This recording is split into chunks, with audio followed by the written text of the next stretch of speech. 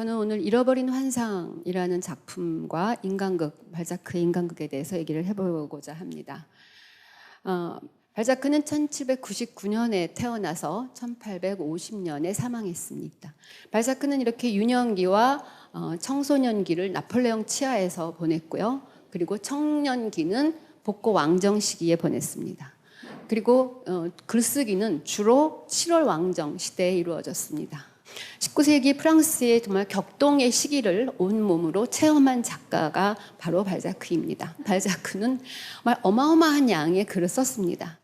90편에 이르는 인간극 총서, 그리고 한 20편 정도의 미완성 소설들, 그리고 희곡 작품들, 그리고 신문 잡지의 기사들, 에세이들, 평생 그를 옥죄던 비지, 발자크 창작의 원동력이었음은 익히 알려진 사실입니다.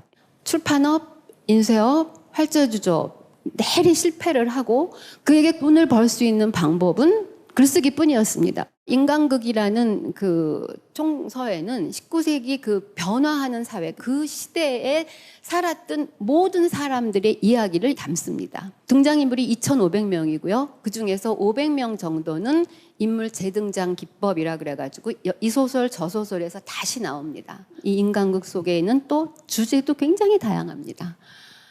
역사, 정치, 경제, 문화, 예술, 과학, 금융, 법, 모든 주제가 이 속에 담겨 있습니다. 그리고 그 중심에 잃어버린 환상이 있습니다. 사랑과 질투와 배신과 복수라는 보편적인 주제 이외에도 가치관의 변화, 계급의 이동, 또 그다음에 그 당시의 과학적 발견과 그 성과를 가로채려는 대자본의 음모, 또 정신이 출판 무슨 그 언론 이런 것들이 막 상품화되고 자본화되어 있는 현황, 또 어음의 유통 과정과 또 법적인 문제, 이런 모든 것들이 담겨 있는 것이 잃어버린 환상입니다. 잃어버린 환상은 3부작 소설입니다. 1837년 1부인 두 시인이 발표되었고요.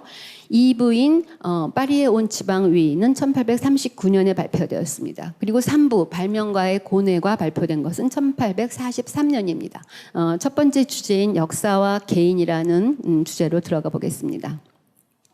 1부의 두 시인의 내용을 중심으로 살펴볼 겁니다. 역사가와 달리 발자크는 그 시대를 살았던 개개인이 그 역사가 어떤 영향을 주었고 그 역사를 어떻게 살아냈느냐를 아주 잘 그려냅니다. 공포정치 시절이 1793년부터 94년까지 로베스피에르가 거기 주동이 됐다고 하죠. 아버지 샤르동은 공화국 시절의 군의관 퇴역 장교인데요. 공포정치 시절에 단두대에 끌려가는 리봉프레 가문의 딸한테 반합니다. 그래서 저 여자가 나의 아이를 임신했다라고 거짓말을 하고 그녀를 구해내고 그녀와 결혼을 합니다. 그래서 아들 루시앙과 딸 에브를 낳고 살았습니다. 그는 화학자이기도 했습니다. 그는 과학만이 성공과 부를 가지고 올 수 있다라고 확신하면서 통풍성 관절염 연구를 합니다. 그래서 연구가 다 성공이 되었으나 학술원 인가를 받기 직전에 그는 사망합니다. 그러니까 죽어버리니까 아내와 아이들은 가난 속에 남겨질 수밖에 없었습니다. 이 루시앙의 아버지의 이런 과학적 야심은 다비드에게서 이어져서 다비드는 종이제조법 연구를 하는 화학자입니다. 자, 이러한 역사의 소용돌이 속에서 대혁명과 나폴레옹의 등장은 그들에게 희망을 주었습니다. 지방 젊은이들이 물밀듯이 파리로 몰려오는 하나의 현상, 루시앙은 그런 현상을 대표한다고 말할 수 있겠습니다. 점점 시대가 변하면서 변화하지만 귀족들은 여전히 그 자기네 고요 속에서 폐쇄적이고 배타적이고 시대착오적으로 살고 있는 그런 모습들을 아주 크리티컬하게 발자크는 묘사합니다. 샹두르는 음담패설로 막 부인들의 환심을 사고, 아스톨프 생토는 키케로를 인용을 하고, 브로사르 부인은 총각이건 호랩이건 젊건 늙었건 남자만 보면 자기 딸 자랑을 하는 굉장히 우스꽝스러운 모습을 통해서 발자크는 그들의 추락을 예고하고 있는 것처럼 보입니다. 이러한 폐쇄적인 그 사교계에 루모 마을 출신의 일개 약제사 아들이 들락거리게 됩니다. 이 부인이 이 젊은 총각의 미모에 그냥 홀딱 빠져버립니다. 바르수돈 부인 역시 혁명의 결과입니다. 이제 엉굴렘에 와서 살다 보니까 너무 귀족들도 한심하고 편협하고 지루하고 권태로운데 이 젊은 총각이 나타나서 시를 읊어대니 이 부인은 완전히 거기에 빠지게 된 것이죠. 두 사람의 관계가 막 소문이 나고 하면서 모욕을 당했다고 생각하고 그 기회에 바르수돈 부인은 파리로 갑니다. 그리고 류세앙에게 같이 갈 것을 제안합니다. 이제 2부에서 주제는 정신의 자본주의화입니다. 파리에 도착하자마자 두 사람은 서로가 서로를 배신합니다. 바르수돈 부인은 옛날에 그렇게 멋있었던 류세앙이 다른 젊은 파리의 멋쟁이 총각들하고 비교하니까 너무 정말 초라하기 짝이 없습니다. 바르수돈 부인은 아무 망설임 없이 류세앙을 버립니다. 그런데 이제 작가는 이렇게 씁니다. 바르수돈 부인과 류세앙에게는 그들 자신에 대한 환멸이 준비되고 있었다. 그리고 그 원인은 파리에 있었다라고 말합니다. 류세앙은 분노에 사로잡히고 복수를 꿈꿉니다. 내가 출세할 거야. 하지만 아무도 그의 책을 출판해주지 않습니다. 그러다가 다니엘 락테스라고 하는 마르고 창백하고 천재성이 번뜩이는 청년을 만나서 그 친구들과 우정을 나눕니다. 의사도 있고 철학자도 있고 극작가도 있고 뭐 다 있습니다. 류세앙 그들과 우정을 나누지만 나약하고 허영심이 많고 인내심이 없는 류세앙은 감당하기 정말 어렵습니다. 결국 어느 날 식당에서 에티엔느 루스도라는 기자를 만난 류세앙은 친구들을 버리고 그를 따라갑니다. 그리고 이제부터 펼쳐지는 내용은 그야말로 사상마저 언론과 출판과 극장계의 타락상, 그야말로 루카치가 말한 정신의 자본주의화에 대한 희비극의 서사시입니다. 번뜩이는 재치로 그의 기사는 엄청난 인기를 얻고 그는 인류 스타 기자가 됩니다. 류세앙은 자신의 그 권력, 팬의 권력을 막 절감합니다. 동료 기자들과 단합을 해서 바르수돈 부인과 샤틀레를 엄청 조롱하는 기사를 써서 인기를 끕니다. 복수하는 것이죠. 인기가 막 올라가니까 며칠 전에 책 출판을 거절했던, 시집 출판을 거절했던 도리아라는 출판업자는 와서 출판을 하겠다고 먼저 얘기를 합니다. 그러면서 문학의 상업 논리를 이렇게 설명합니다. 나는 나흘 전과 똑같이 장사치다. 내가 변한 게 아니다. 당신이 변한 거다. 지난주에는 당신의 시는 허접스레기였지만 지금 당신의 시는 아주 근사한 시가 된 거다. 라고 말합니다. 류세앙은 너무나 빠르게 그러한 삶에 적응합니다.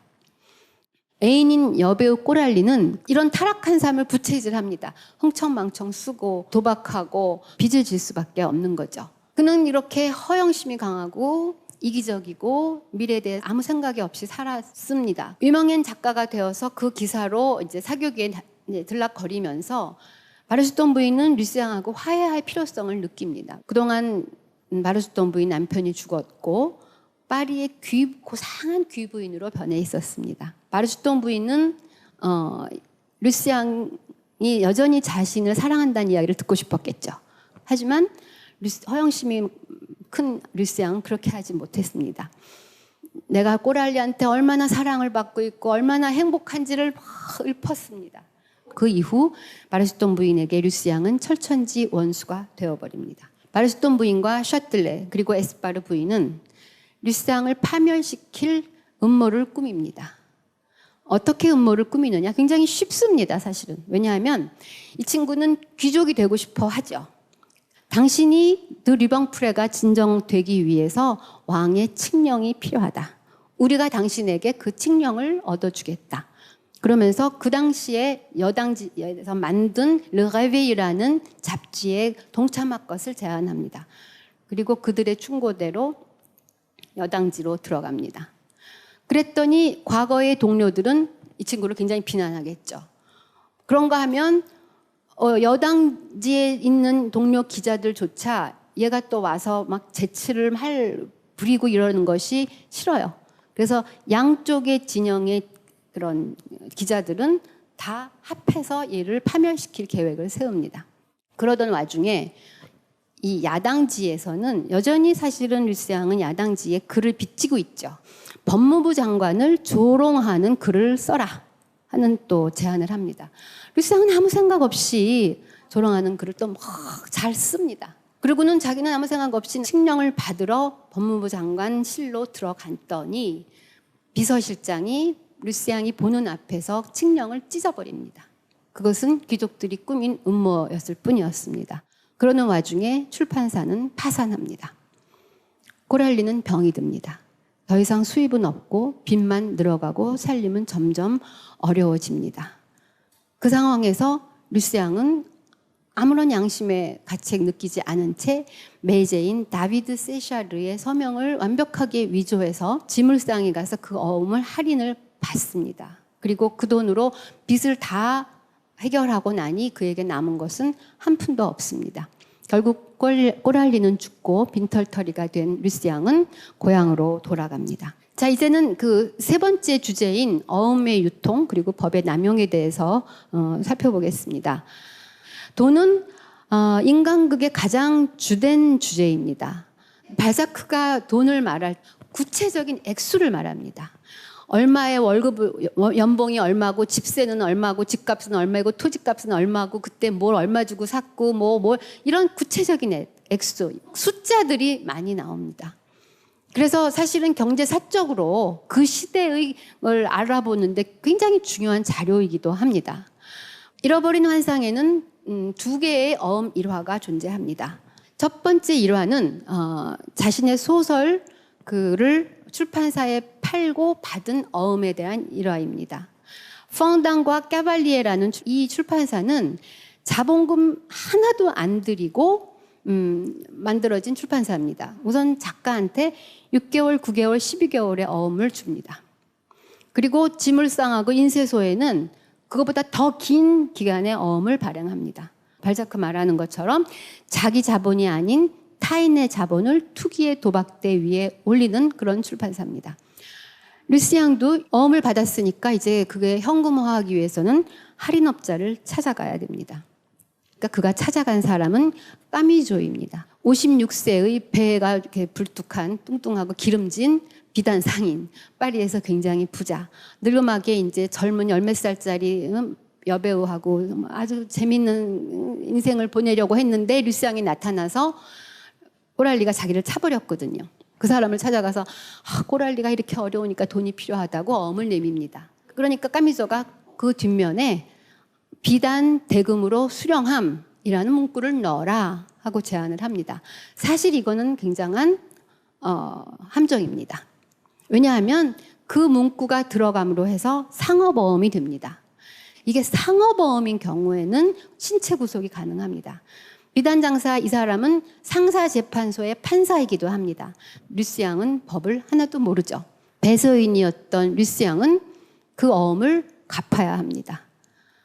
까미조가 이제 복수를 하게 된 것이죠. 두 번째 일화는 류스양이 다비드의 서명을 위조해서 발행한 3,000프랑에 대한 어음 이야기입니다.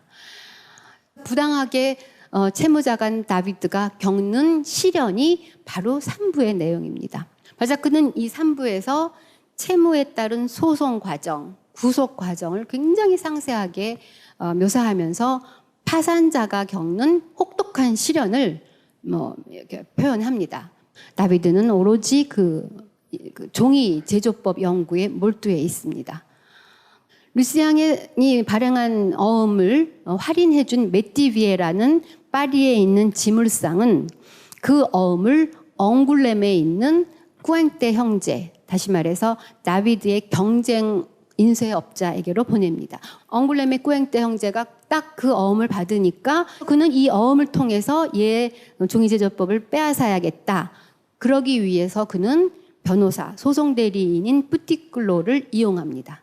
내가 너한테 계속 이걸 시간을 끌어줄게 하면서 뭐 지불 명령이 부당하다, 구속 통보가 부당하다, 차압 조치가 부당하다 하는 계속 이의 신청을 냅니다. 이렇게 시간을 벌어줌으로써 소송 비용이 엄청나게 불어나서 결국은 다비드가 항복하고 말 것이라는 것을 알고 꾸민 음모입니다. 여러 가지 소송 비용과 우편 비용 플러스 뿌티클로라는 소송 대리인에게 주어야 할 수임료 플러스 알파. 원금의 3,000프랑의 3배가 넘는 액수의 부채를 다비드는 지게 됩니다. 결국 다비드는 타협을 해서 그 꾸앵떼 형제에게 모든 종이 발명 법을 다 넘기고 맙니다. 바자크는 이 소설을 통해서 당시의 부채, 신용거래, 어음의 유통 이런 것을 그리면서 상법이 참 문제다 하는 상법의 문제점을 지적합니다. 그렇게 상세한 채무자의 고통을 그릴 수 있었던 것은 본인이 젊은 시절 사업으로 망하면서 겪었던 실제 자기의 이야기이겠죠. 이렇게 40년 이후에 발자크가 정말 절망에 빠지고 이런 것이 사실은 제가 볼 때는 개인적인 피로에서도 온다고 생각합니다. 너무 지쳤죠. 하루에 16, 17, 18시간씩 막 노예처럼 일하던 삶에 지쳤고 건강도 좀 악화돼서 모든 에너지가 다 소진된 상태죠. 21일에 그리고 페르라쉐즈 그렇게 많이 등장했던 발자크 소설에 등장했던 페르라쉐즈의 묘지에 안치됩니다. 평생 문학적 동지였던 빅토르 위고의 조사를 읽으면서 이 강연을 마치도록 하겠습니다. 발자크라는 이름은 우리 시대가 미래에 남길 찬란함 속에서 빛날 것입니다. 그의 생애는 짧았으나 작품으로 인해 충만했습니다. 절대로 지치지 않는 강한 노동자, 철학자, 사상가, 시인이었던 이 천재는 모든 위대한 사람에게 주어진 운명대로 폭풍우와 투쟁과 싸움과 전쟁이 가득한 삶을 살았습니다. 이제 그는 우리 머리를 지나가는 저 구름 위에서 우리 조국의 별들 사이에서 계속 빛날 것입니다. 아니요, 그것은 밤이 아니라 빛입니다. 그것은 끝이 아니라 시작입니다. 그것은 허무가 아니라 영원입니다. 그의 죽음은 불멸입니다.